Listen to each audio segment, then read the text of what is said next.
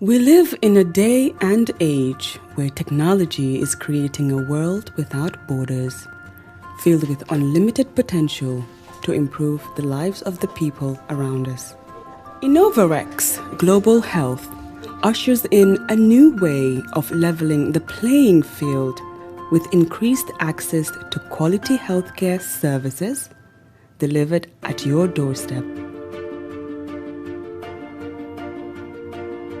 Our qualified professionals are equipped with state-of-the-art point-of-care testing technology to conduct tests such as kidney function, liver function, electrolyte tests, body composition, hemoglobin, A1C, and many more services with the highest efficiency in delivering results. The addition to our flagship Wellness on Wheels, more fondly known as WOW Delivery Service, brings the entire clinical experience full circle.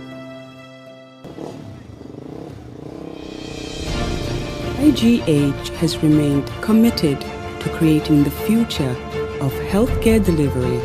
Gone are the days of sending loved ones outside the country for basic medical services. Innovarex Global Health offers a new peace of mind and takes pride in delivering the quality of care we all deserve. Decided narrative out there, and we felt that it's important as a ministry to come and set the record straight. So this is how the whole briefing is going to be structured. The peers would lead the presentation, which is going to be PowerPoint.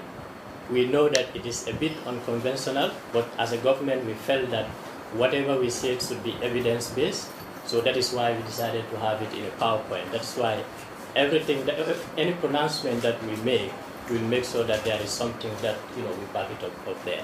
So we know that probably this is an unusual way of having press conferences, but we felt that this is the best way, considering the work we do, to have this. So without wasting much time, I will allow peers to take us through the presentation. And after the presentation, we will have a Q&A session, and we will determine when we close it, if that is okay by you. Thank you. Okay, thank you very much. And I wish to welcome you all to the Ministry of Land, Regional Government and Religious Affairs, to this very important gathering to discuss very important issues as highlighted by the Deputy Permanent Secretary. Before going further, I would like to introduce to you the members of the high table or the senior officers from the ministry. I am Buba Sanyang, the Permanent Secretary 1, Ministry of Lands, Regional Government and Religious Affairs. And on my right, I have Mr. Musa Baji, who is the Deputy Permanent Secretary Technical at the same ministry. And on the left, the immediate left, is Mamun Manjang, the Director of Physical Planning and Housing. And next to him is Mr. Keba Sise, the Director of Lands and Surveys. And on my far right, I have Mr. Esa Kamara, who is the Deputy Director of Department of Physical Planning and Housing. We call you here today to discuss about Salaji. Salaji has been hot on the news, and as a ministry, we have a stake in the whole thing that has been going on especially the social media, and we want to clarify for the general public to understand as a responsibility of a ministry to understand what has happened and why we did what we did. So without wasting much time, I will go through the presentation. We will first give you the constitutional mandate as to why some of these things are done. As per this section 22,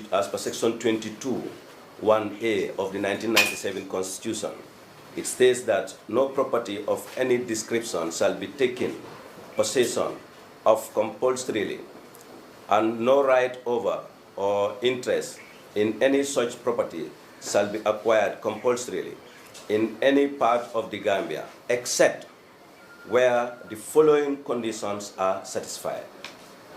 The first condition is the taking of possession of accusation is necessary in the interest of defense, public safety, public order, public morality, public health, and the town and the community planning, country planning, sorry, or the development and utilization of any property in such manner as to promote the public benefit. Furthermore, Section 216, subsection 4 of the 1997 Constitution states that the state shall endeavor to facilitate equal access to clean and safe water, adequate health and the medical service, habitable shelter, sufficient food and the security to all persons. So this is the responsibility of the state, and in bold, they have to provide shelter to its citizens. So we also have legislative provisions that empower some of these actions. And the Section 4 of the State Land Act 1991 states that all land in the city of Banjul and Kanifing municipality, excluding such land as is held in free simple, and subject to any grant which has been or any hereafter be made shall vest in the state absolutely. In the initial state land area, what it is explaining limits to Banjul and the Kanifing municipality. Furthermore, Section 5.1 of the State Land Act 1991 states that the minister may, by order published in the Gazette, designate any region's land for this act. So the minister reserves the right to designate in the regional areas for state land. Consequently, and in accordance with Section 5 of the State Land Act 1991, the district of Combo North, Combo South, and Combo Central were designated as state land with effect from 1st day of May 1994, March 1994. So, in pursuant of the right of the minister to declare, designate areas for state land, Combo South, Combo North, and Combo Central were designated as state land in 1994.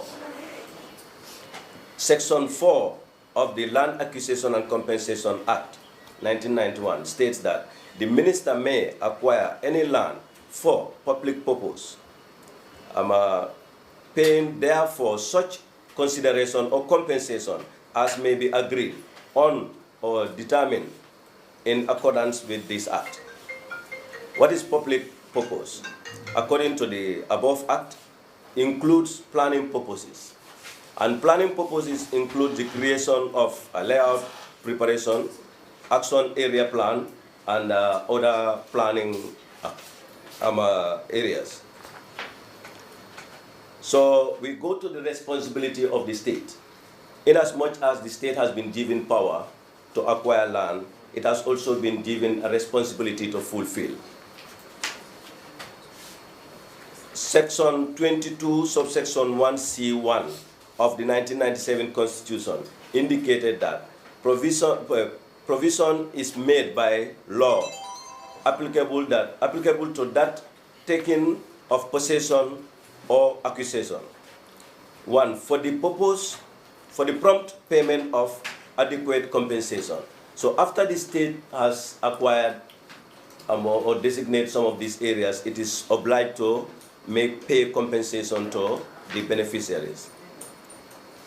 Section 11.1 of the Land Acquisition and Compensation Act states that where any land has been acquired under this act, compensation shall only be payable in addition to the value of any improvement or works constructed on the land. So the compensation is definitely directed to where it has to be applied. for the loss of user fracturing rights over the land in the case of land under customary tenure, for the value of the land in the case of freehold land. A little bit of explanation is needed here. A lot of people do confuse what is a freehold and what is a customary ownership. A freehold land exists mostly in Banjul. These are properties that have very powerful title. But then customary ownership is properties that are owned by customary traditional landowners and then also by the state. So the acquisition and compensation of Salaji, how Salaji was conceived, how it came into being. So after the declaration and the designation of the area, the state has acquired Kombo not already as a state land. So what is needed for the state is to notice the local people through their head of authorities to give them notice that the state is ready to enter into this area. And in doing that, the state, through the Department of Physical Planning and Housing, sent a letter to the Alcalo of Sukuta on the 2nd August 2007. The letter captioned preparation of a residential layout at Salaji. I am directed to inform you that this department has been instructed by the Department of State for Local Government and Lands to prepare a residential layout in Sukuta. The affected land for the proposed layout lies between the old Salaji layout and the Patea village. In the light of the above, you are advised not to process any documentation for land transaction within this area, and no development is also allowed. Anyone who has questions pertaining to the above mentioned area should contact this department for clarification. A familiarization tour of the area will be conducted with you on Thursday, 9th August 2007 at 10 a.m. in order to acquaint yourself with the above mentioned area. So this was the letter sent to the then Alcalo of Sukuta, informing him of the state interest in developing this area as a layout. So after that, Salaji extension was acquired. And as stated earlier on, the state's responsibility is to also compensate those people affected within this area. That's a duty of the state if it acquires this area. And as such, we'll have this plan that shows the whole of Salaji extension layout. And it shows the plots together with the colored areas are public spaces that have been created within the layout. As we know, if we are moving this number of people up to 1,000 or 900 people, you are obliged to provide them with social amenities. And during that, there has been an engagement with the local authorities for their right, that is their right for compensation. And this map here shows you that the kabilos that has been affected within Sukuta, each kabilo, so that the compensation package can be reflective of those kabilos. So they were consulted and their areas were mapped out as indicated here, Tambakunda, Burfoot Bojankunda, and I think it's very important to note here that Salaji extension does not affect only Sukuta. Burfoot was also affected, that is Burfoot Bojankunda. Their land amounting to 21.7 hectares was affected. So this is the table, area and the kabilos as they showing their areas of affection. This chart or table here indicates the different kabilos, their amount of land area affected within the layout. In terms of percentage, it was put in percentage, and a calculation of a number of plots to be compensated to these kabilos was made. First, we have the Manyankunda kabilo. which was affected by 17.53 hectares. And then they were allocated, they were compensated about 28 plots. Brufut Bojankunda, 21.7 hectares, 34 plots. Jamba Kunda of Sukuta, Kenebaring of Kunda of Sukuta, Bulli Kunda of Sukuta, and Mambuna Kunda of Sukuta. As you can see, they are adjacent a number of plots to be compensated to each of these kabilos. Maybe it's not very clear, but I think you'll be able to catch it up. But we'll give you a detail further.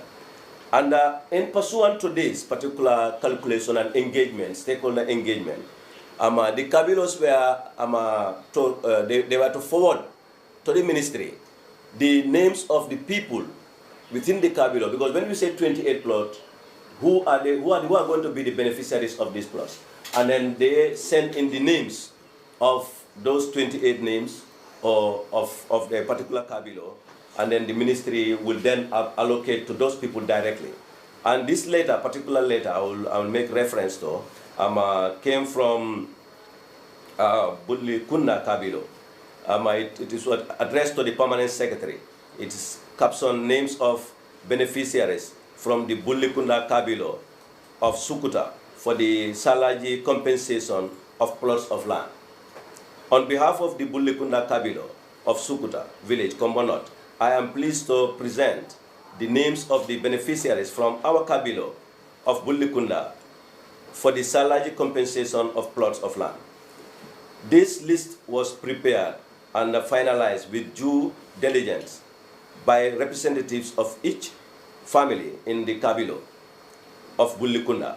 We are confident that the list of names attached to this letter is the rightful beneficiaries for the compensation of the plots of land to each. Please find attached the final list of names which is confirmed by the Alcalo of Sukuta. So the contact persons' names were mentioned. That is Mr. Bao Uso Bojang with a telephone number, Mr. Akibu Bojang with a telephone number, and Mr. Kai Bojang with a telephone number. This was signed by Mr. Ba Uso Bojang, head of the Kabilo. Then, I don't know whether he's still the head of the Kabilo. And it was countersigned by the Alcalo of Sukuta. And the names which were forwarded is one, Lamin Kuti Bojang, Umar Nyimansata Bojang, Momodu Nyara Bojang, Usman Jum Bojang, Ibrahim Pa Bojang, Momodu Lamin Bojang, Musa Bojang, Umar Bojang, Wasa Bojang, Lamin Ba Uso Bojang, Buba Sidi Bojang, Iba Uso Bojang, Mang Khalifa Bojang, Ba Yusufa Bojang, Keba Bojang, Ibrahim Bojang, Noha Bojang, Sidi Bojang, Momodu Wuye Bojang, Suleiman Bojang, Seni Bojang. You have Lamin Masirending Bojang, Tijan Bojang, Ara Bojang, Keba Bojang, and Sidi Tamba Bojang. These were the 20 for the Bullikunda Kabilo presented and were compensated. And then we also go to another Kabilo. This is Bojankunda of Brufut. They also sent in their names, and then the names are typed in are not very clear. But then if anybody wants to get the clear names, we can provide it for you. And equally, they sent in a letter addressed to the Director of Lands and Surveys submitting the list of the Bojankunda family for the compensation of Salaji extension. Equally, the Kenebaring Kabilo of Sukuta also sent their letter, and then their package put together was received by one Lamin Bojang, whose telephone number was 9881929. And the people benefited was Momod Bojang, Usman Bojang, Umar Bojang, Sao Bojang, Ismaila Bojang, Jibril Bojang, Bakariba Bojang, Bakariba Mai Bojang, Ablai Bojang, Lamin Mansa Bojang, Tijan Bojang. And they also have their sisters, which they catered for. Manyima Bojang, Aminata Bojang, Ndei Yama Bojang. So as per their percentage, they were qualified for 14 plots, and they got all their 14 plots. Equally, we have also got Tambakunda of Sukuta, who were also compensated 15 plots. As listed here, Momodu Kifa Bojang as the head. You have Fansu Bojang, Bakari Bojang, Laiti Bojang, Keba Janke Bojang, Wahab Bojang, Alasana Bojang, Maidafe Bojang, Mama Bojang, Mari Bojang. So you can see the list as presented. So you can go through it. If you want a clearer list, we will provide it for you. Now we go to another set of people. Besides the compensation, there were some people who claim that they have got gardens or developed areas for agricultural use within the area, and they pleaded to government to at least allow them to retain those areas for them to be able to use them for that purpose. And with thorough consultation, the ministry agreed to that, and then allowed them to retain those areas. And one of the retained area was retained by one Mr. Sergio Cham, as you can see, the area marked red. We just superimpose it on the layout so that you see how the area is affected by, is by the layout. Another part, regular setup within the layout, you can see how it is to allocate it to people. So this table here shows the number of plots that has been either retained or compensated to the people of Sukuta and also Brufut. The number of plots, residential plots within the Salaji extension was 919 plots. The compensation to Kabilos was 166 plots. Compensation to Seni Cham alone, after the retention of his place, was 63 plots. Compensation to Lamin Cham, commonly known as Lamboy, was 31 plots as per our allocation to him, but after he did the subdivision, he got 37 plots. Compensation to retention by Sergio Cham, who later changed the plots to residential plots, got 38 plots. Lamin Manta Bojang, 16 plots. And Lamin Dadi Bojang, around the Tangatanga side, got 10 plots. So in total, out of the 919 plots, 324 plots has been given back to as either retention or compensation to the community, which forms 35% of the entire layout.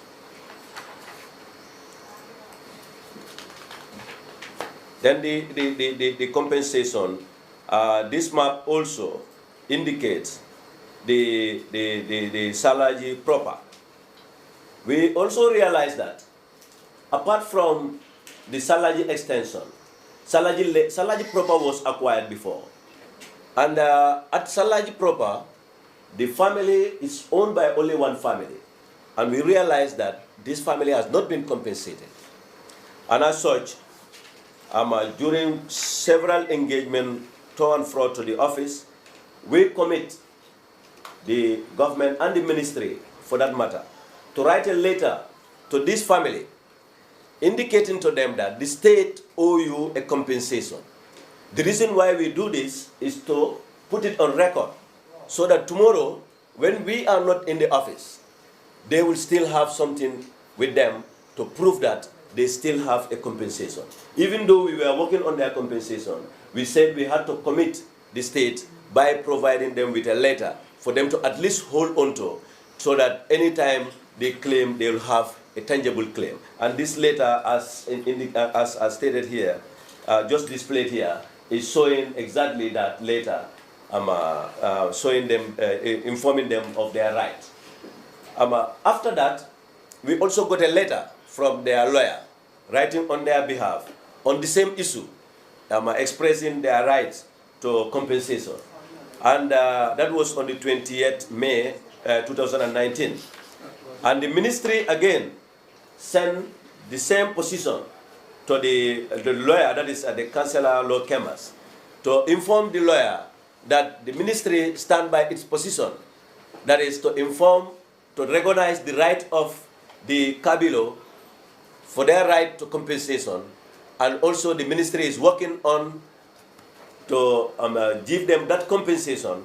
But in the meantime, we commit ourselves to write to them and inform them that this right is being recognized. And now we get to why did we conduct the demolition at Salaji Extension Layout. Though we want to come up with some legal framework.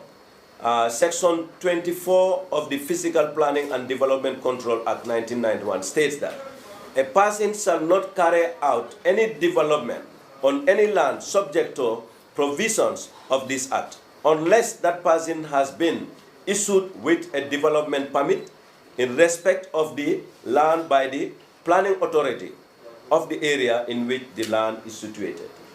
So any development within any region or any area has to get a permit to be done. Furthermore, Section 38 of Physical Planning and Development Control Act 1991 states that a person who contravenes or fails to comply with the provision of this act or any regulation made under this act or a development permit or to obtain such permit in any area in respect of which there exists a plan, under a plan, commits an offense, and in addition to having the development removed, the person is liable to a fine not exceeding $2,000 or to a term of imprisonment not exceeding 1 year, or both fine and imprisonment. So in effect, all developments without permits has consequences. And the demolition, in effect, the first phase of the demolition that actually was conducted was carried out targeting the public spaces that were created within the layout to benefit the beneficiaries or the allottees of the layout. And this, as you can see, the colored areas are these public spaces created within the layout. And as customary, we have a problem with communities encroaching into these public spaces. We want to give you an evidence of Nemasu layout. In the Nemasu layout, the whole of the cemetery, as the COSO is indicating, has been encroached and occupied by people. The whole of the school, part of the school, the lower basic school, has been encroached. And part of the bova that we created between the old settlement under the layout has been encroached. The police station has been encroached. The fire station has been encroached. The whole of the primary school is been encroached. And many other areas, not only within this area, and if you look down, you will see the type of development within these public spaces in the layout. This is what prompted. We cannot allow such to continue where government create a layout, create a public space, and then people take the law into their own hand and then just occupy those public spaces for their personal interests. I think it will be important to note that if you look around the country, you will come to realize that where we have most of our public spaces, almost all of our public spaces been provided for the citizens of this country are within areas planned by government and created as layouts or other planning areas, such as the fajaras, the pipelines, the canifings, the vigilos, the brusubis. These are the areas That is the reason why in the Kanifing, around the Kanifing and Kotus, you have the concentration of the schools, and then if you go to other settlements, old settlements, you will find it difficult to acquire a space for even a school. You will find it difficult to acquire a place for even a cemetery that we all have to cater for.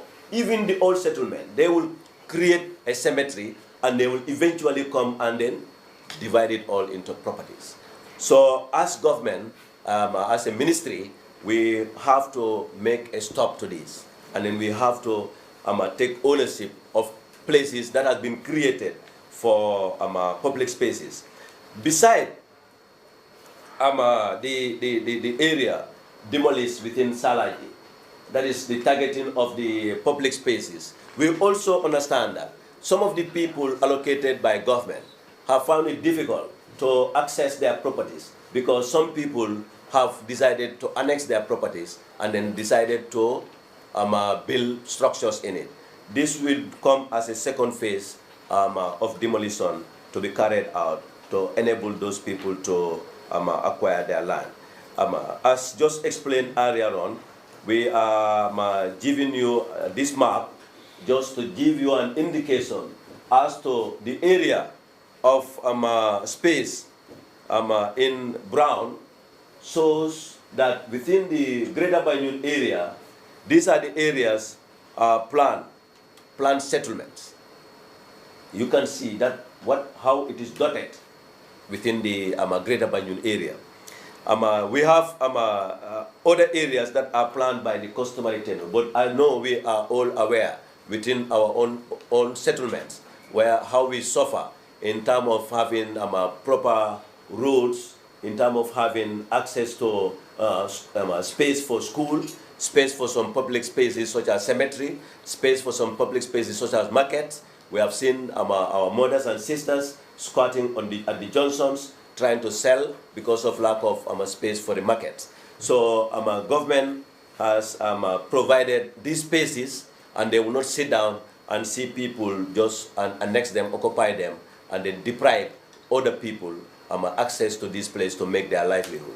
So basically, this is what we want to present to you as per Salaji extension layout in terms of the compensation, the demolition, and the demolition that was done.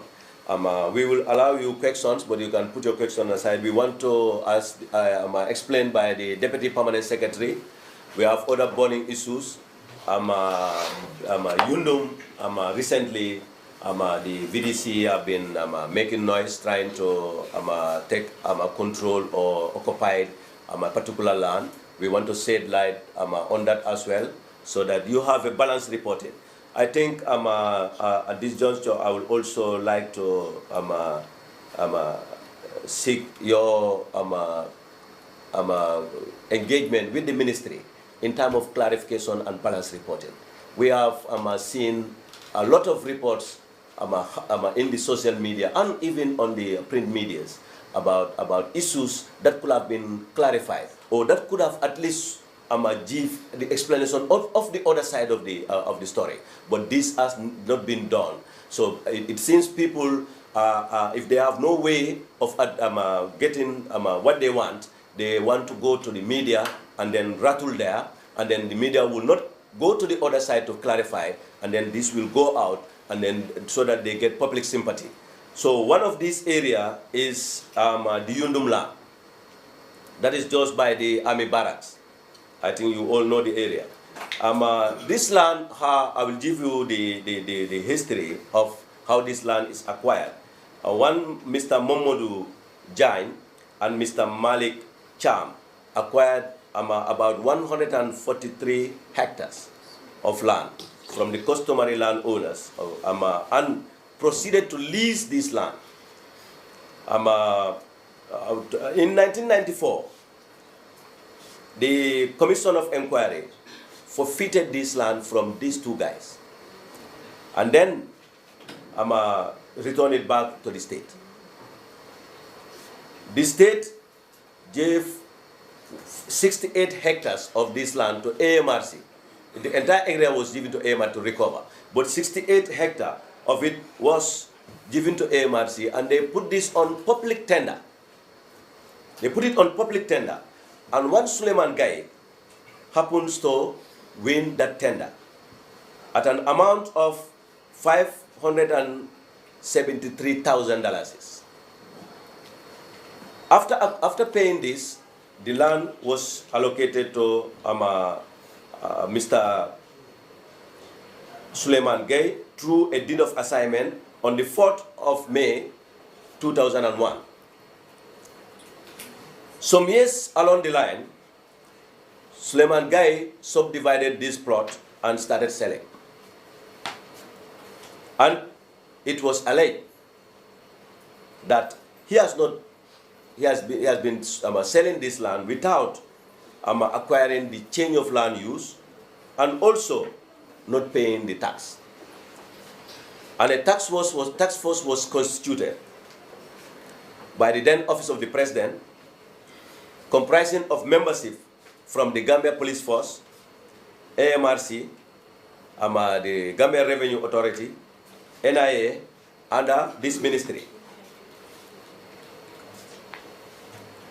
The task force, among other things, recommended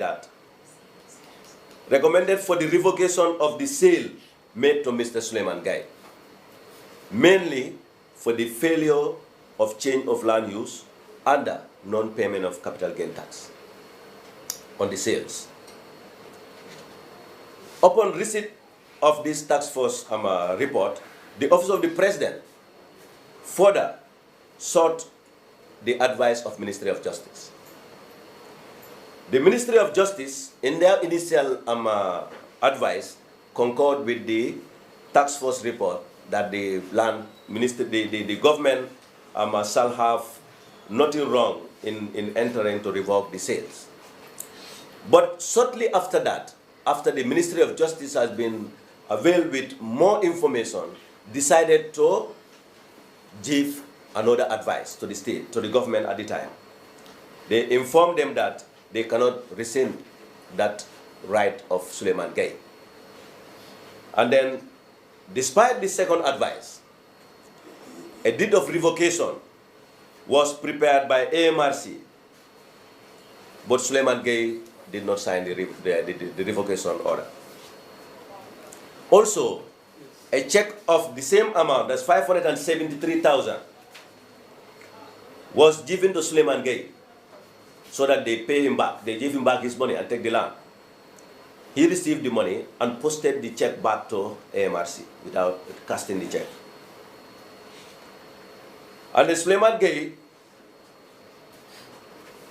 upon this engagement, had issues with the state because he would not let go his land and the state want to enter into the land.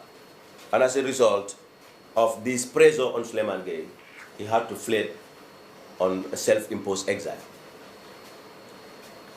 And in 2017, Mr. Suleiman Gay returned back after the change of government and claimed his property. And he went to court, and the court set aside the recommendation, the task force itself. The court set it aside, meaning the land reverted back to Suleiman Gay.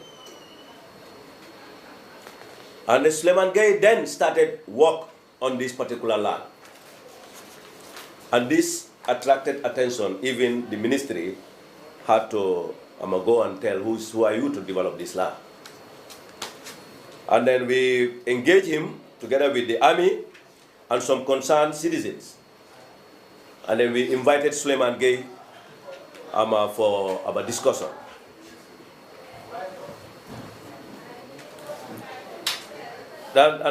He was, in fact, served a stop notice to stop all the work and then engage the ministry. After a series of meetings with both Suleiman Gay and AMRC, this ministry concluded that the land rightfully belonged to Mr. Suleiman Gay and hence should be immediately returned to him. And this ministry proceeded to give Suleiman Gay back his land. And I think this is what is expected of us. as a ministry, where an individual right is infringed upon. When we realize the fact, we give it back. Mr. Suleiman Gaye then was aggrieved by the action of AMRC and wanted to take a legal action for them selling part of the land. In the meantime, when the task force report came, AMRC took back this land and decided to sell part of the land. And as a compromise, this ministry advised Suleiman Gaye to change the land use for him, and which was agreed, and then the change of land use was accorded to him. And according to the law, 40% of this land should be forfeited to the state. This was done, and to bail out AMRC, the state went further to give back 20% of that 40% back to Suleiman Gaye as a compromise for him to drop charges against AMRC as a state institution, which was also done and agreed by Suleiman Gaye on his own consent, and he wrote to that effect. And this brought the case to a rest between Suleiman Gaye and AMRC.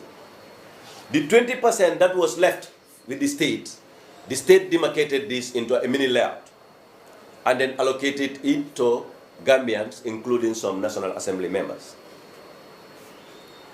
Soon after this development, we received some elders of Yundum who expressed interest that the place belonged to them. When they came, they engaged the ministry. We narrated all this to them, and we went further to give them order from the court. Equally, the forfeiture from these two people, that is Mr. Momodu Jan and Mr. Cham, to the state. And we tell them, if you want your right, if you claim that you own this right, go to the court. Let the court set aside those decisions. Then you have back your land. But they didn't do that. Equally, they decided to put in some signboards, provoking, saying the land belonged to VDC. I think we have to respect the law. You have your rights, but other people have their rights. Where your rights stop, that's where somebody's right begins. So when you want to exercise your right, exercise it within the laws of this country. We have laws here. The courts are there. When we are wrong as decision makers at the ministry, the court will set us right and tell us you are wrong. And we are ready to accept those decisions. And we are ready to go by those decisions. We had a series of meetings with these particular Kabilos who were affected, and they were ready to engage the ministry.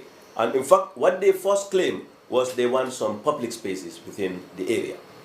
We informed them that within the mini layout, we have created already some public spaces which we can allocate for their use if they want. But further, if they also needed some public spaces, they should express this to the ministry. And the ministry will look into it and see an appropriate area to provide them with these public spaces. This offer was given to them, but they never took it. They don't want to deal with the ministry, but all what they want is they want to go to the site and prevent people from developing their site, and also put this particular engagement on the social media so that they get public sympathy, and then people think that they own that right. And one thing I want to also clear here is VDC, the act that established the BDC, is administered by this ministry. VDC, I would like to give a little explanation of their role and function. Rather, they have much conflicting role in these settlements in terms of administration with the administrative arm of the local government structures. The VDC, that is the Village Development Committees, were created when government want to implement or actualize the devolutional decentralization that we yearn for. That is government devolving power to the local people. So they set up a structure that is at the level of the regions, they have parallel structures. One is administrative, the other one is developmental. The administrative structure, at the head of the administrative structure at the regions is the mayors and the chairpersons. Under them, you have the chiefs at the district level. And under the chiefs, you have the alcalos at the village level. On the other hand, you have the developmental structure, where you have the chairpersons under the mayors at the level of the council. And then under them, you have the councillors who are at their ward level. And under that one, you have the village development committees. That means at the village level, you have the administrative cadre and also the development. At the district level, you have the administrative and the development. At the regional level, you have administrative and the development. So this is the structure that is being set up to capacitize, to make sure that we are able to slowly roll out this devolutional decentralization and then allow the people to decide their decision. And one of the key functions of a VDC is to, they should preoccupy themselves by coming up with what we call their village development plan. This village development plan is what is being compiled by a ward councillor. Each of the village that forms within his ward, he will collect these village development plans and then sit with his ward committee and then set up what we call a ward development plan. And this ward development plan is what is also collated at the level of the council, where the council come with their council plan, such that if the council implement any project, it would have been a project conceived from the village. Because that's where it started. It comes to the ward, and then it comes to the council. This is the structure of VDC. They are supposed to be supporting developments in the community, and they are not taking administrative role by saying this land is owned by Mr. XYZ or is owned. They can own land when it is given to them by the rightful owner or it's been allocated to them by the state. They can own that land. But beside that, they are to join the alcalo and the others of the local government structures to help do the development on the ground. So that is what I want to explain about the Yundum case. And I know just last Saturday, the youths went on the ground, and in fact, you must have seen on some of your TVs or radios that this has been, the press release has been given by these youths, that depriving people their rightful right on their property to stop their developments. They don't have that right, and they cannot stop people from their development. And this is the history of the place. If they have any proof to owning that area, I will urge you people to ask them to produce it, so that we will all clear there. If we are wrong, we are ready to give them their right, as we have done in Suleiman Guy's case. Also, another case came up recently. That is a site called CSC site in Brufut. This particular site was borrowed from the community of Brufut by government, and then it was used by CSC. At the time, they were constructing the Combo Costa Road to put their materials there. And after the use of the place, it was left like that because there was a belief that the former president has a hand in the land, and nobody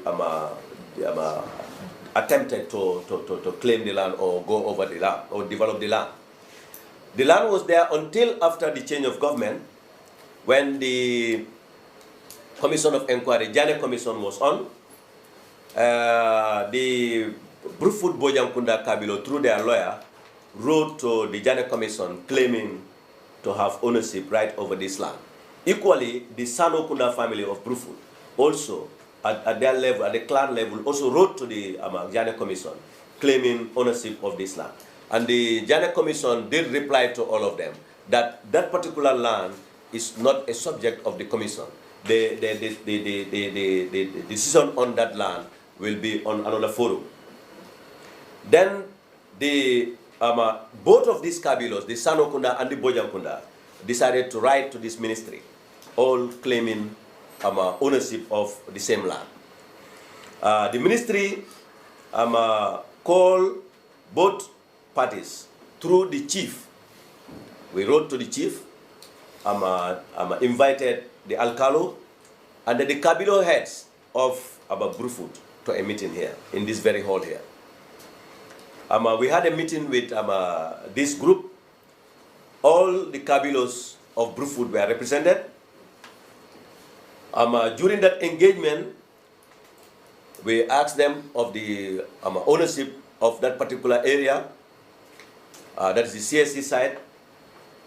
And also, we have we give the advantage to the various Cabildo heads to give us the information as to their understanding who owns that area. And based on the information we received, and also our findings on the ground, we went on the ground as a ministry. We cannot just stop at talking to the clan heads. We went on the ground. We were able to establish that the site in question belonged to the Bojankunda clan. And all what we did was give them back their right. And after doing that, the youths, through their National Assembly and some elders, came to the ministry here expressing their concern that it was not owned by the Bojankundas. In fact, their claim is all the Cabildos in Brufut have written an MOU and then instructed the VDC to claim back their lands that has been lost to them through some various means. But I know, you all know, if you are to claim back, you are to engage. If you are to claim back, it means it's with somebody. You are claiming back. You are to engage that person, but not to just squat or just take over land without engaging anybody. So if they are to claim it for Bojankunda, now Bojankunda have the land. The only thing they needed to do is to go to Bojankunda and tell them that we are going to use this as they claim for communal use. That is within the community. We are not getting into that. We are a ministry. We recognize the right of a Bojankunda over that land, and we gave them their right over the land. But they said the Cabildos gave them an MOU that they should claim the land and the lands will be used for communal use. So if Bojankunda now get that land and decided not to use it for communal land, that's a betrayal on Bojankunda or whatever arrangement they made. That has nothing to do with the ministry. So it has been on the social media. And apart from that area, we have another place that is the Brufut Heights. Just opposite immediately that place, you will see a fence coming up there. These youths, the same youths, have decided to fence it without permit, fence it without ownership, fence it without engaging the government, fence it whilst the matter of that particular area is still going under the Commission of Inquiry. The Commission of Inquiry white paper is out, and there is a ministerial task force looking at this particular report.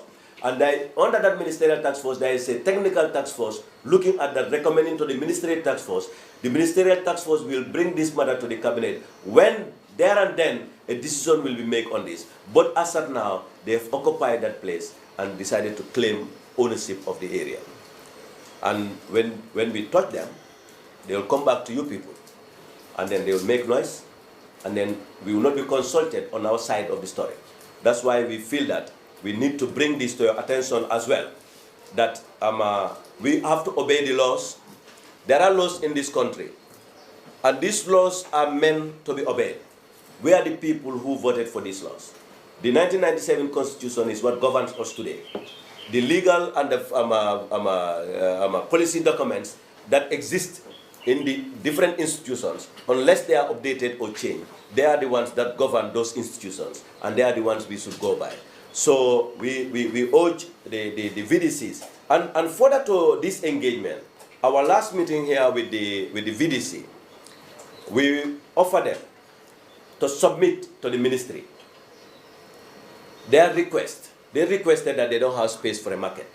They don't have, their graveyard is almost full. They don't have a space enough for the football field.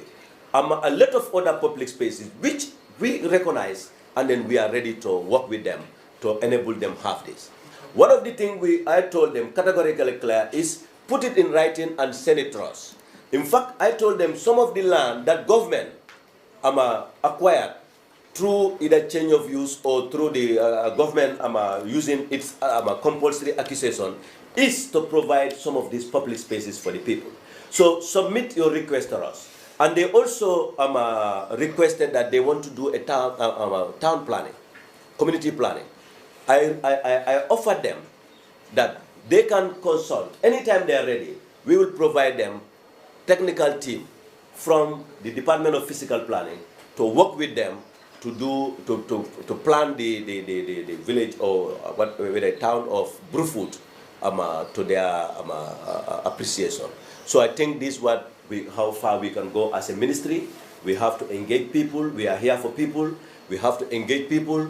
We have to be satisfying the desire or the interest of the people, but not people who want to impose their desire or known right onto the state. So this is what has happened, and further to this also, I would like to also inform you that this ministry, upon a request from one lady called Fatou Jaumane of Sukuta, the ministry has compensated her 2 plots at the Brusubi mixed-use area. The plots are plot number 20. And as we speak today, now, Fatou has not shown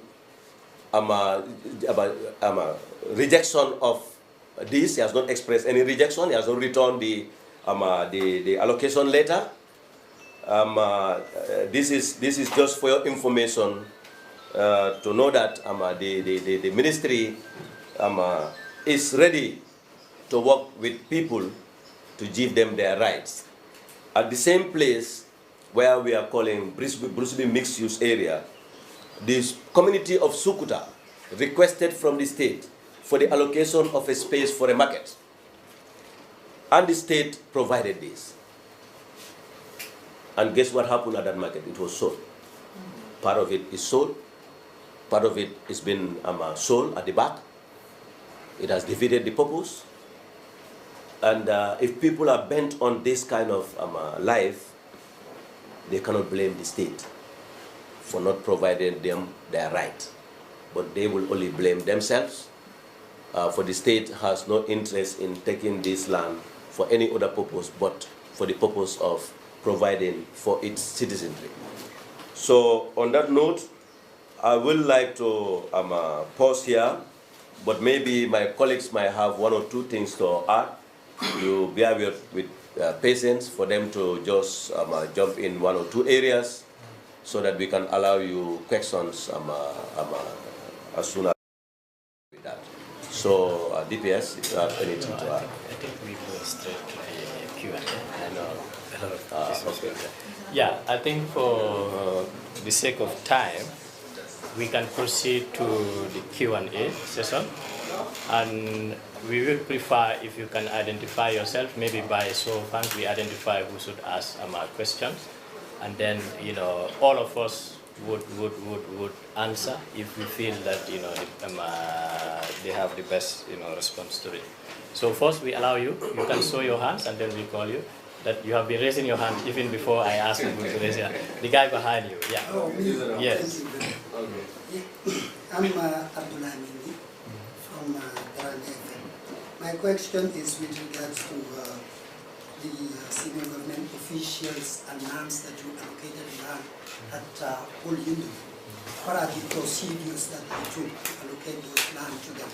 Whether they were given those land free of charge or those lands were sold out to them? Because we need to understand that some of these disgruntled people are talking about the lands being said to be government property, while some of these senior government officials allocated some plans within them, and we had the senior government official confirming that what were the procedure used to get that done.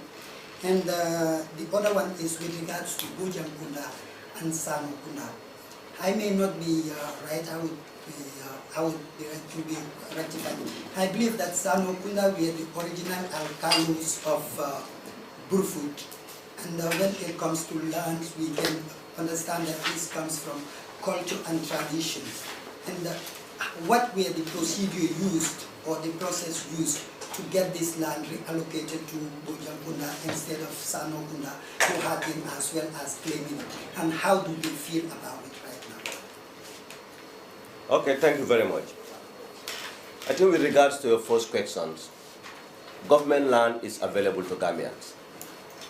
We have an allocation form that is filled and a request, and then this is gone, and then land is allocated based on that. But it is important to note that whilst we were allocating that particular site, there were some mini layouts which were allocated alongside at the same time. We had the one at this place, Abuko. We have Abuko, and we also have Wilingara, and we also have Jambu, and Nemakunku, and Bijilo. These were, at the same time, these were all allocated. It just so happened that these people were unfortunate, and they happened to be at that location, and they attract attention, and people were just trying. But then, in short, the allocation is for Gambians, and it's no cost to anybody. Yeah, the $100 is application fee. There's no cost attached. The form that you buy $100, but then the cost, the land is free. It's at no cost. With regards to the Bojankunda. Sorry, but the qualification to get it, because I had you saying NAMS and some senior government officials.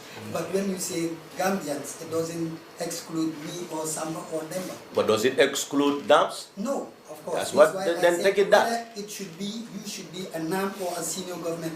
That's what I'm saying. Alongside the allocation at Yundum, there were other places allocated. We mentioned the layouts. There was no NAM there at those areas. Yes, you didn't see any NAM. You understand me now? You didn't see any NAM. We have Brusubi. We didn't say NAMs, go there. This was just, it happens that they happen to be there, you know, and then it comes out like that. But then it was not like targeted to say that they are important than other people, that they should be allocated. No, that was not the idea. And in regards to your second question, you said, Burfoot Bojankunda. Coming off where Nyameng, nga Burfoot ngol kumandi janne. Burfoot sate be. Kabilo luminu be bije. Nge kumandi janne. Ke nyininka. Jamal le tamu area. Yalon do bije nga kumodo fo. Manke mesoti pruka determine min tam. Nila korda itele molle amdolla family tam jetu nga wafia. So fomba fulala kon tollo mu banyun sila fololti hani sa ila kordan tolle tamba yalo te kelano. So molla right sol ka faline as time goes on. So maybe you are privileged to that information ko sano kuna ko le flotam je bar lafto tandile dronko molla right man ke static that community right so blato al tolle folo sita je momo nata je dron al tolle tamode wo right ni mantra je mo ka right so blala nyame wala mu ida ya sang killing or ya inherit le kabondi rightful owners of bulu or ya yeso wala le or the state le allocate. These are the forms moka land soto nyame. So mbe mitandi la wala nyinti ko naw mitingo Burfoot la alpha bele benta jam bayri kabila la alpha benta jam ni bele kachata nga wolom na force engagement kabirim bota wala ntol nga mol kilen tata on the ground kataka jibe Burfoot la woma fongola jamal le tamu jeti ani min be sadul lenje kabile jamal le tol allocate je, that also inform us as to who owns the place. But yet we also tell the VDC or the aggrieved party that Nalman satisfied, you can go to court. If the court says we are wrong, we accept it. Yes, okay, gentlemen. Yes, I believe I will go through the local language for the benefit of our local listeners. Can you tell us which media? Yes, Ntemu Aramo Federal from Membe Keri. Okay. Lafta Kenyin Kamen, Walla Nindiko, Ninin Car Forum, and Lafta Yoro Serendि, because Namsol, Ikani senior government officials. But Nkade Jama Ning allocation of Bekala. Masakundala, Kunukumbal, Walla, Medialan of Flash, Balbi, Fansun Kenol Sano, Akadi Walla, Barabunatana, Bugadi, Duman and Kola. And then the next question movement, the Walla Nindiko, Brufur Mutla, the Saladi, near the Bribela, Diamulkela, Nanalo Bondi, your Cordala Bondi, Donum Bunja on it, Donum cell phone, eco Apple physical parent alpha Tamud Land. And then a covenant blood, a co ali also the Yadin, Dolbe de Yal to me. Eko alle le dulal meni alon ko eko ilafte aliye fonu commando albe kala marshal di albe kala fanko don di dolu ko al fon na rasi wolle to dolu be je ngamu ko yol de say golbe di kam mo dolla ñum ko lo to ñaari anim fana ñin ka do men wala ndindi ko sa tawlo ko non tolla jan sio sa ni ajibe banku sembe malo anim banku men na kon tol ko le dibe iselo sila ba kan ya jibe kabine jam fo birkam silo be sila jam ba kile blocked je fende je ise silo je for long distance bu man ko sa na ban tulla jang bu ne silo be kuntum mol la kamol be silo kan mol la jonkon be silo kan fo alla atol physical planning ani la mi alon ka to ma de mo fanala fo alle dual so ba mi alon ko be nin tanka kam banko kanja anim fana almo kata jande kana be bande almo kata balla ka ko na wala nyindi ko kene ku problème o kene ba alkalia fana be alkalia nyo sabo fana be siani baka alba mu ne ke ganin ko okay a very important question. I think I'm allocation of state. Ngami for MB wal senkana. Because Kafuko, nenenga nyimfonu before. Kafuko nunko, ntemu permanent secretary lady at the ministry. I should be deprived land. That is a misconception. Wo rontale. Momi alon ka be manse do kola abe position oto. He also is a Gambian. Ndolka min jibe don wolon Gambian. Ni mu Gambian oti ye fen ko soro, but ni CDR soto.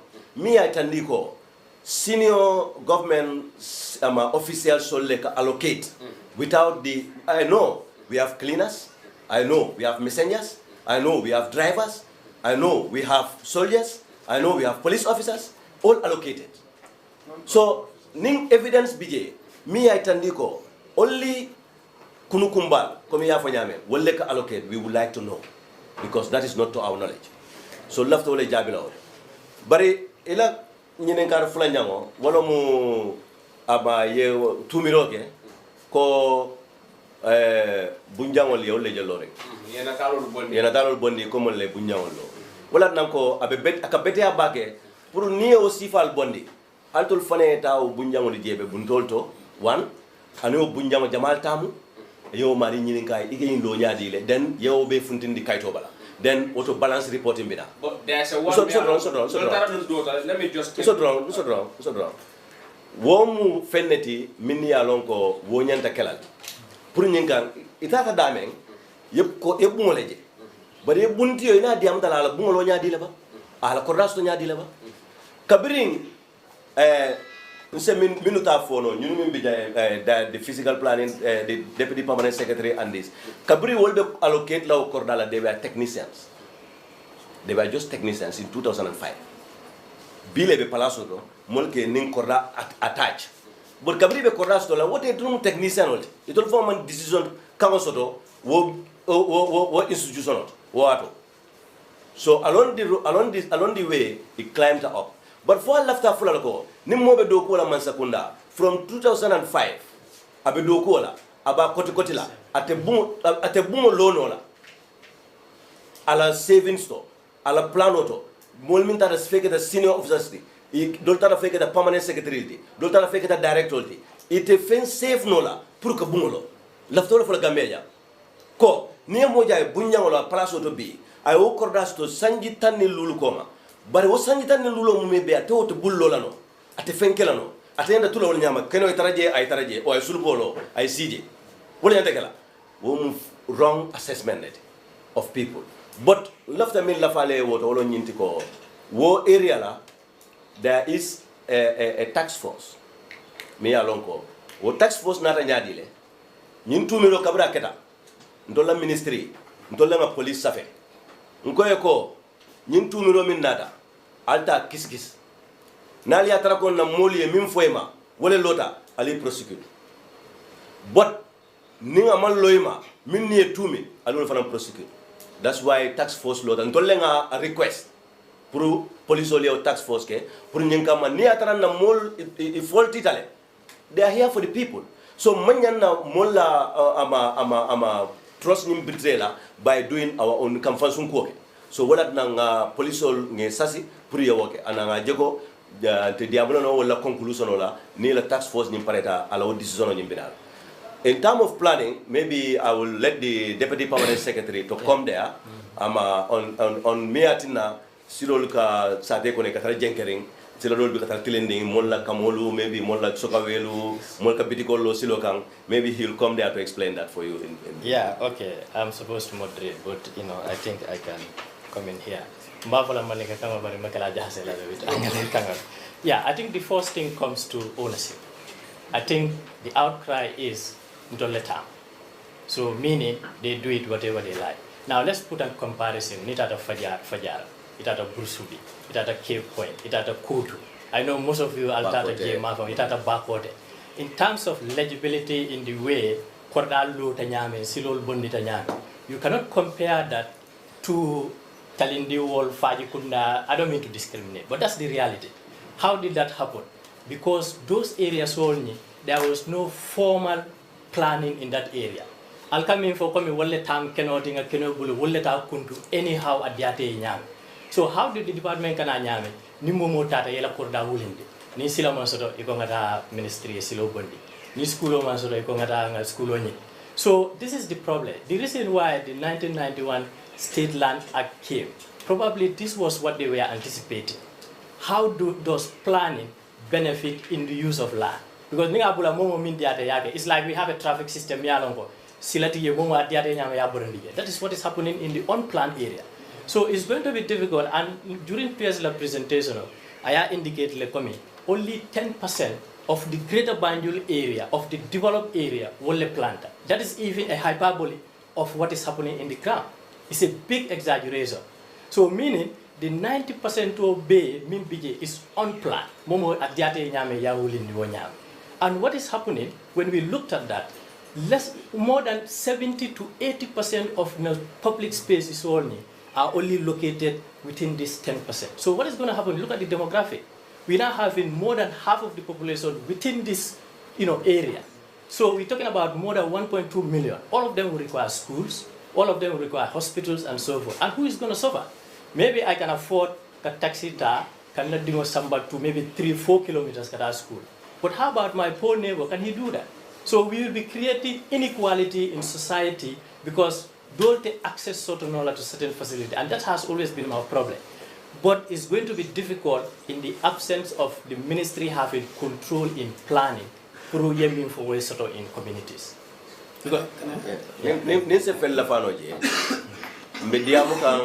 Demolition or salary. As Elaine Quexono alluded to that, where people want to do development on their own without taking the permit. Because permit come in deal inside your compound, you have to go a certain number of meters away from your fence. You have to build without having certain number of windows for ventilation. These are planning laws. That's why it can permit nyininka. So niwo permito man nyininka adulato signing word la lota. Say mansakunda tata sign abije boila, specifically the ministry. Then it becomes a trouble. Why are you demolishing? And yet we are asking the same question. Why do we have those places jungle up? It's the same thing. We either go and demolish them or we live with jungles. Those are two options we have.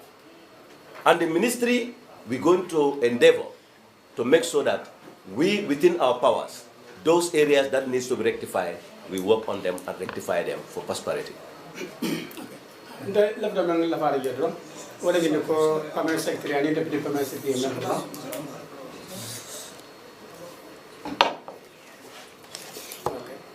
Namara Tanjala presentation of Deputy Parliament, only 10% of the area is planned. But if Mamu Panambali, Satol Bali, for example, Kadan Roke, Kavko Lafta and a Satoling plan. Because there is a provision in our fiscal development plan, what we call the upgrading strategy. Upgrading strategy, what I intend to call, Dan Miyan plan, Nimu na de ko ngi mako purkaje plan ni la nga solo fanundi ngadaje ngamara ko jele sado do la prale ke ngadaje nka study ke sila solo fanundi karamul mantra damento nga karamul provide je and the like. But now siba nga talending, if I could remember years back before the Jamaica government nga ke Manjai Kunda and many other places. But the problem is to acquire those lands. Because we have to acquire the land. And then mostly the partners will first start, like the area council, for example, we will not leave them behind. They will also have to contribute. But there is a law which says that new moment is also the lafita. Purukela dal plan, we still request those people and then we make sure that we do it. So currently we are doing, we did one for Chairman in Nyomi, we did one for Jiboro, we are doing one for, what's the name of the village? Next to Yundum. We are at Tauto. So those mandates are there, but at first the more blue, you have to go left the physical plan and the Sato in the silver fund or a provision for social amenities. Okay, ladies, yeah. Okay, ladies. No, next. Okay, so, hi. My name is Rita from Dept International.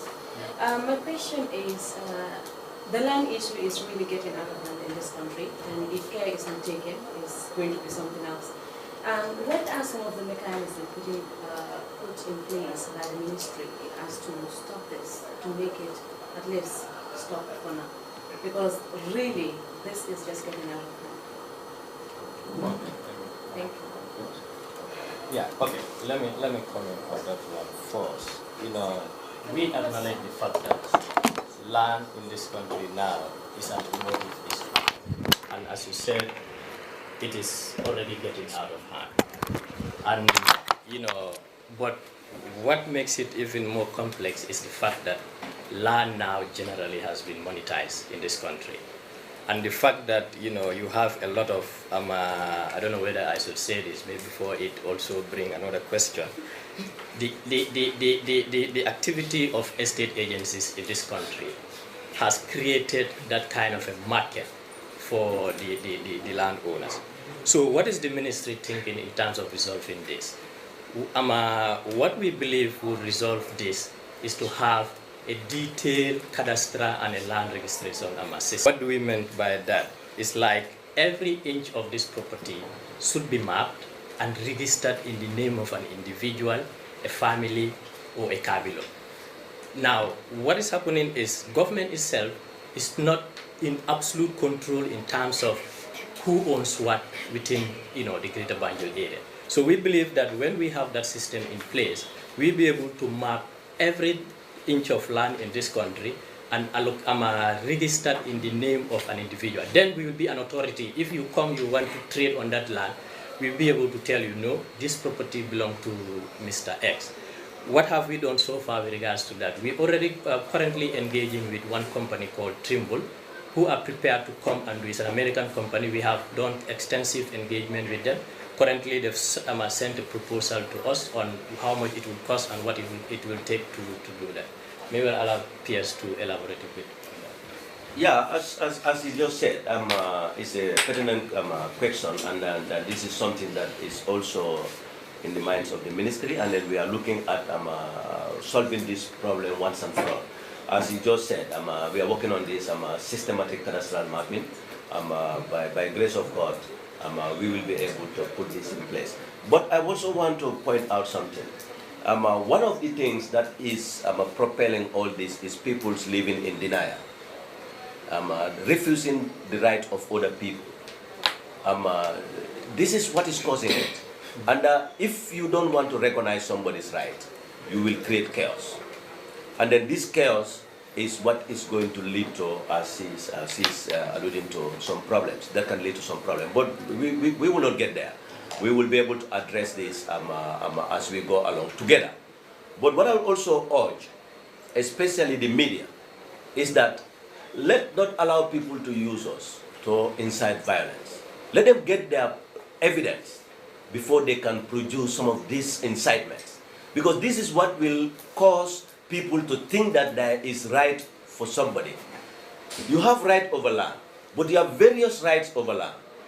You can have right to own, but you can also have right to use. My family farming on your family land for 10 years doesn't make it a right to own. I cannot transfer that right that I have right to use to my offsprings without them engaging that family. Let's respect each other's rights. When we do that in this country, we will have sanity in terms of land administration. So that's what I want. I also want a media has a critical role in this, where people just want to come up with no evidence of ownership, but they feel that they will be heard and people will sympathize them. They will just claim anything and then they will be sympathized. And I think you mentioned one question that we skipped. That was the alkalosis. Yeah, it came to my mind now. We have an act in place that is looking at ikomi alkalo la kumo fojang komi alkalo fanam komi yeje ko to fanam part of maybe problem alkalia ko problem on ano alkalia nyanda lon na ko na banko kanya nkatamani na custom and traditional laws sol fanan katama ja nim ko ketan na sateto nkala filenga na customs and traditions will use pour ka address. So hence we have to continue having chiefs and alkalis. And these chiefs and alkalis, fonge somebody na tradition na no one day, the history will be lost. Because anybody comes to the community becomes an alkali. He who doesn't understand the land history of that area, doesn't understand the history of that, in fact the area, will do more harm than good in that community. So, wale atin alkalia katan in traditional line of inheritance, which we are advocating at this ministry to continue. But then, any issue concerning alkalos, it can make any havoc cause in the community. The ministry would like to be informed so that we can take this decision. Alkalia no sabol be sata wol men kon damene yalan ko mo fula sabanane wala mo fula be no sabal alkalia dadu be de almost is up to 6 months dol be de aka sangol le si alkalia no sabol be de mo mon soto no yalan ko hanta bi dol même alkalol sa do dol kon alkal fula example sa do dol alkal fula de be de example be ni dara kiyande alkal fula le be sa do kan I can give you that example. Okay, let me come to that. Let me just come to you. Let me just finish. Alkal fula be sa do dol. So ministry ba muneke ka wosifal do kaje ko wo problem sifal kaje ko bol dan danyame anin kaje ko wo kana sifal kana ka frank. Yeah. You are a media practitioner. Yes. And then you say there are 2 alkalis. How do you prove that? Nitara sado kono. Ba proof la nitara sado kono. For instance, here be on Sunday. He left a car samba because we need the alcohol kaito need le. Iba mo la molda mala ba fulo ko ta kari a wolen to la alcohol. Dol ba fulo do ko ta kari a wolen na alcohol. But as a media practitioner, how do you prove it? Who is the alkali? My brother, I think what we need to do is there is an alkali with an authority from the state that you are the alkali. In the meantime, we have to obey that. In this country, we have one president. How many political parties? Numerous. But we have one president. So that doesn't mean that we have to go to a political party leader and then look for a paper. It's denial, as I said before. So we have to obey. Us at the time, who is the alkali, who is the head of the village at the time. If you are aggrieved, you have courts at your disposal, you have the ministry at your disposal, you have a lot of avenues at your disposal. But in the meantime, accept the person who is there as an alkali. Follow the procedure until you get him out, if you so desire. But we cannot just put a parallel government in place and say, we have to obey this and that. That cannot happen.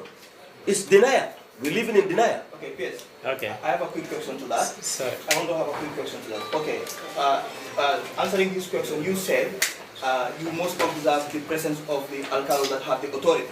Okay, you and I can do that, but like he said, in the village there are people that are living in denial, and that denial will turn to conflict gradually.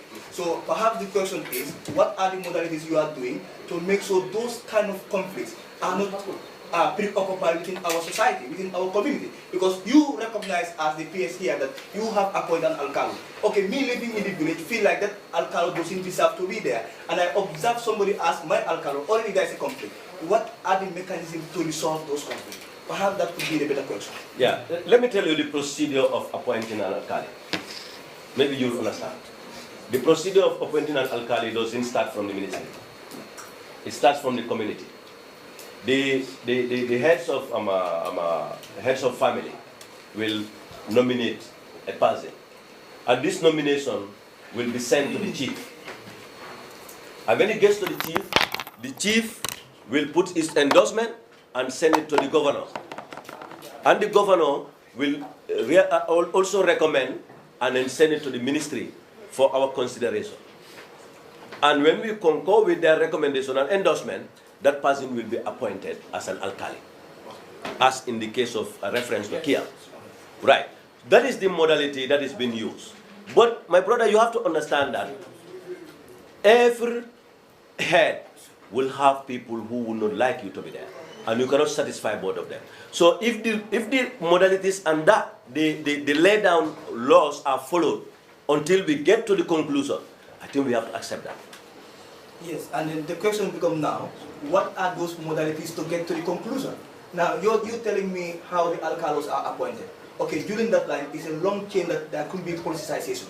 It could be politicized, right? Mm-hmm. But now, what are your modalities if this problem arises after you people have endorsed what the governors, what the chiefs have sent to you, but still conflict arises? What are the mechanisms to be placed? Because we don't have two presidents in the Gambia, so it's we don't have two alcalos. We go back on the ground to Okay. establish whether the steps have been followed and whether there has been a flood, as you explained, along the road. If this is not seen, we have not seen any flood of the roads. And also within the family, we have to understand that there are sometimes family conflicts. Family conflicts in the sense that I am a father in the family, and somebody is a son in the family. And then maybe somebody dies, Alcalo dies, and according to our tradition, a father is supposed to succeed. And then maybe the son has the popular vote. So this becomes a conflict within the community. But we don't go down to that level. We allow the community to do their choice. When it gets to us, we choose. But we don't have to say that this is what politicized when we don't have evidence. We will only have evidence so that we do that. One more question. Yeah, can we move on? One more question. I just have one more question. Yeah. All right, thank you so much.